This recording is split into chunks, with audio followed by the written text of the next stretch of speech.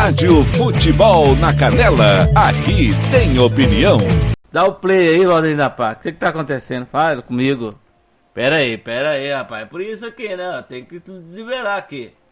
Foi uma derrota totalmente inexplicável, né? Nos acréscimos, o time perdeu muitos gols.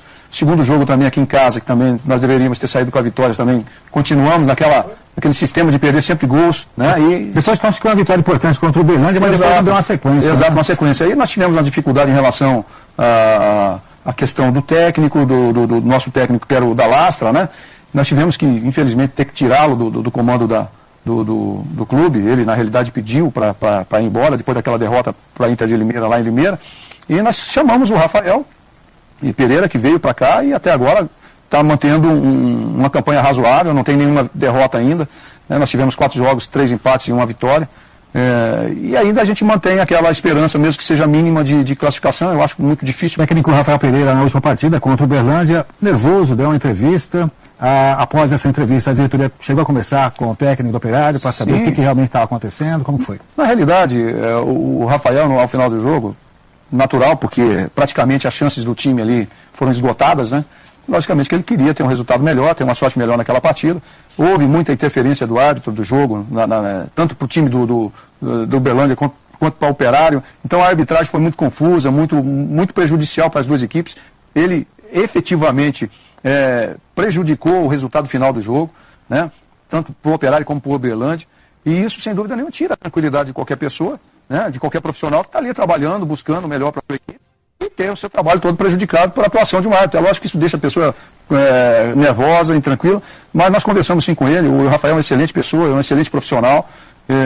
Nós, logicamente, levamos ele depois lá para conversar com o presidente da federação, juntamente com o nosso executivo de futebol, que é o Thiago, e nós esclarecemos a situação, apaziguamos a situação.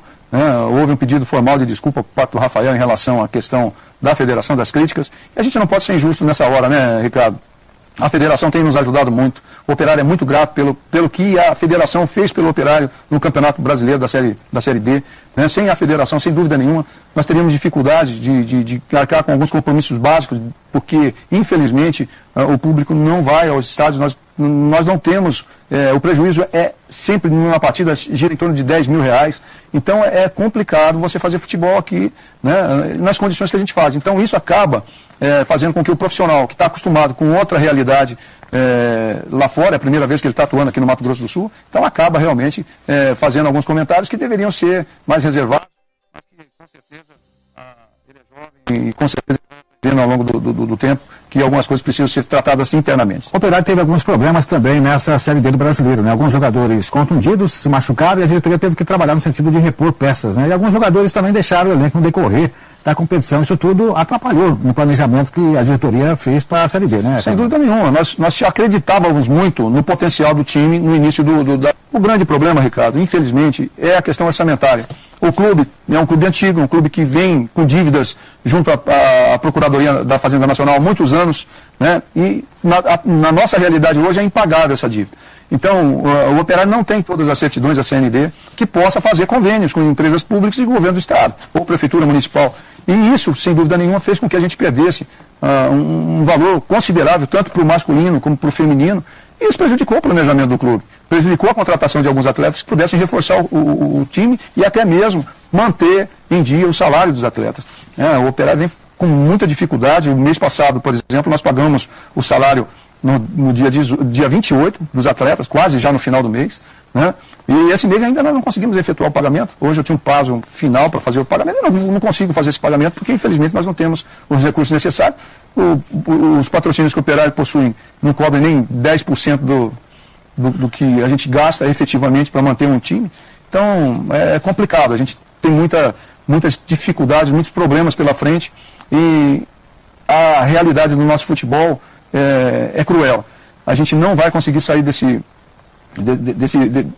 dessa realidade se não houver a chegada de pessoas que sejam profissionais da área do futebol, que realmente possam injetar estrutura aqui no nosso futebol, é estádio para jogar, é campo para treinar, condições dignas para que o atleta possa permanecer aqui durante o período das competições. Então tudo isso atrapalha a vinda de pessoas que possam querer investir no nosso futebol. Se é um estádio aqui em Campo Grande, é impossível vir uma pessoa querer fazer futebol, ter uma SAF aqui, por exemplo. Como que a gente vai ter uma SAF aqui? É verdade. Né? Isso chega a ser até uma aventura. Então, as pessoas, logicamente, não vão se aventurar aqui no Mato Grosso do Sul. Preferem ficar em São Paulo, Paraná, Minas Gerais, Goiás, Mato Grosso. É que não vem para cá. O time do Operário já viajou para enfrentar o Monte Azul, viaja à tarde, como que está a programação? Não, já estão lá, chegaram ontem em São... Ô, Daí Martimiano, né? Essa entrevista aí, né? Foi feita, não sei, aqui não mostra quantos minutos tem essa entrevista, o Daí Martimiano, mas o nosso tempo aqui tá corrido. Mas, basicamente, né? Foi a entrevista antes do jogo do Operário de viajar, né? Para São Paulo. Então, o Coronel Nelson dando essa entrevista aí ao Ricardo Paredes, falando dos problemas do Operário, né? De tudo que aconteceu, Odair Martimiano. Primeiro dar um bom dia ao Thiago Lopes, né? Que entrou. Sim, agora chegou esse morfético aí. E depois, eu quero deixar um comunicado. E quem me conhece, ô Valdenir, me conhece, sabe que os meus comunicados são um negócio que dificilmente eu volto atrás, tá?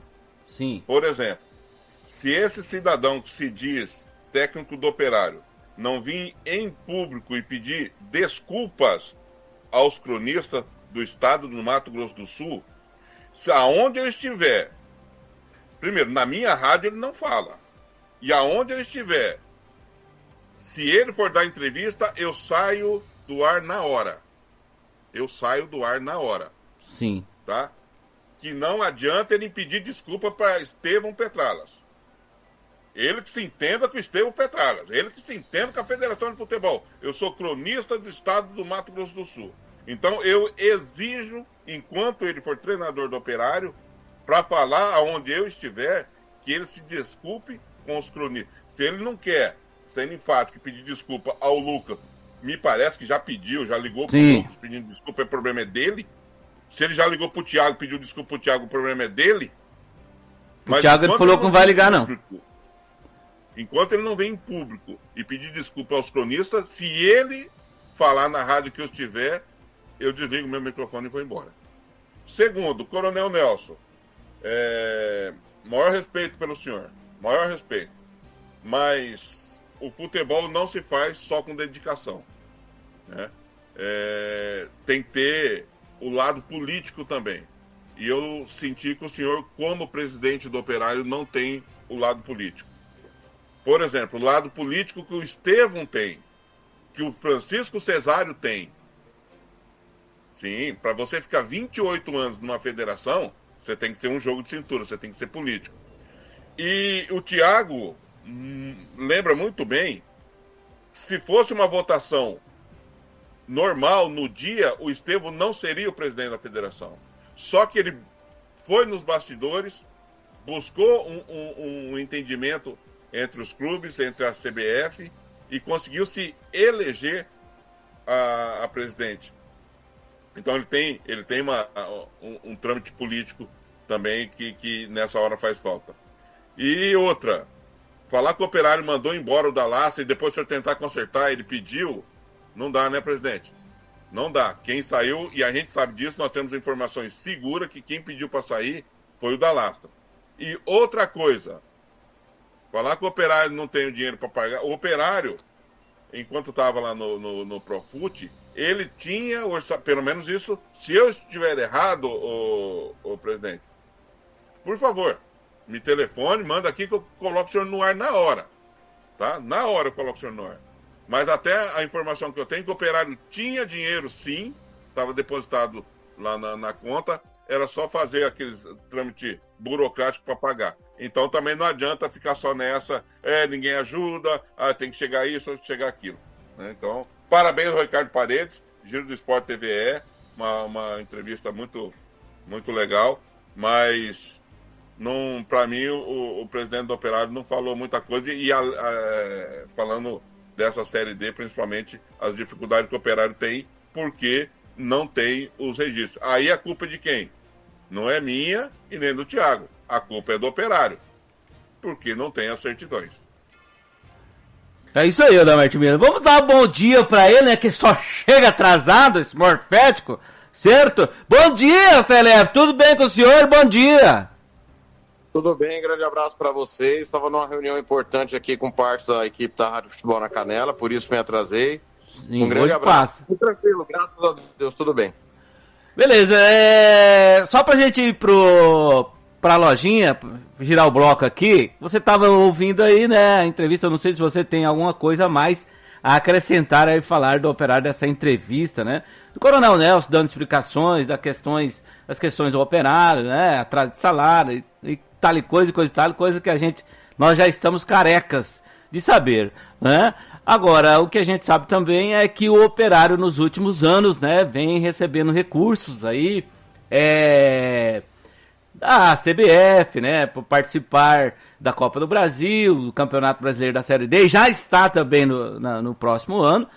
E, olha, sinceramente, minha opinião, se o operário tem tudo isso de ajuda que está tendo e ainda não está sendo suficiente, imagina quando não tiver isso, o que vai acontecer com o operário, né? É complicado as coisas aqui no Mato Grosso do Sul, viu, Teré? Eu acho que ficou claro aí, né, que ser policial militar não credencia ninguém para ser bom gestor, né?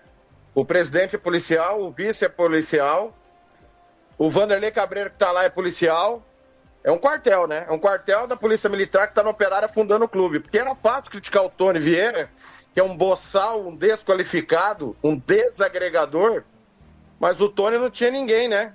Não tinha apoio do governo, não tinha cota de Copa do Brasil, né? Não tinha gente, entre aspas, bem orientada, como deveriam ser os militares, né? Mas parece que eles só sabem de ordem unida, se souberem. Ou de segurança pública, se souberem. De gestão de clube, eles não sabem. E eles estão afundando o operário, né? Para mim, os piores dirigentes do operário estão lá nesse momento. Eles são bem piores que o Tony Vieira. Tony Vieira, que com todas as críticas que nós temos e são merecidas, né? Ele acabou com o operário esportivamente e administrativamente.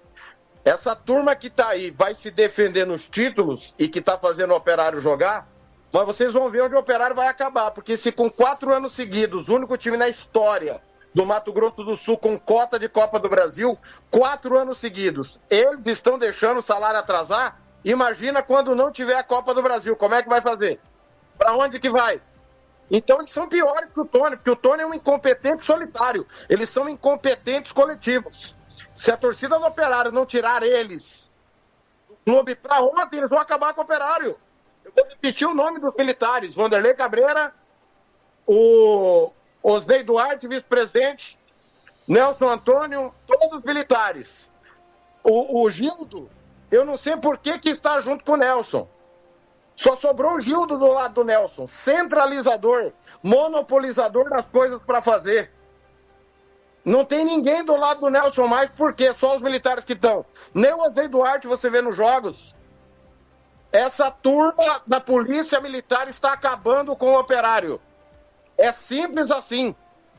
É muito fácil você dever sem dinheiro. Agora, dever com dinheiro tem que ser muito incompetente e eles estão mostrando que são. Rádio Futebol na Canela, aqui tem opinião.